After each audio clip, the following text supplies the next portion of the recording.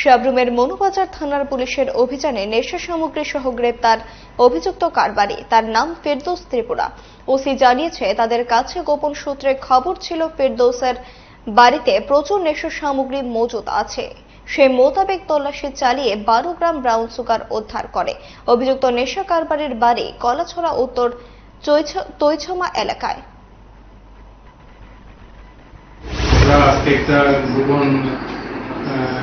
সূত্রপ্রাপ্ত খবরের ভিত্তিতে উত্তর তুইসমাতে ফেরদৌস ত্রিপুরার বাড়িতে রেড চালায়। খবরটা ছিল যে ওর বাড়িতে প্রচুর পরিমাণ ব্রাউন সুগার মজুদ করা আছে, যা সে বিক্রি করার জন্য এখানে মজুদ করেছে। এরকম খবর পেয়ে আমাদের থানার সাব ইন্সপেক্টর বীরজিৎ দাস এবং সাব ইন্সপেক্টর মহেন্দ্র বর্মা, আরো টিএসআর এবং উমেন পুলিশ রেড করে 12 গ্রামের মতো একটা প্লাস্টিক কেসের মধ্যে, যেখানে এই কেসটা এখানে রাখা আছে, কেসের মধ্যে আমরা 12 গ্রামের মতো ব্রাউন সুগার পেয়েছি এবং যে অভিযুক্ত ব্যক্তি ফেরদৌস ত্রিপুরা, ওকেও আমরা অ্যারেস্ট করতে সক্ষম হয়েছি।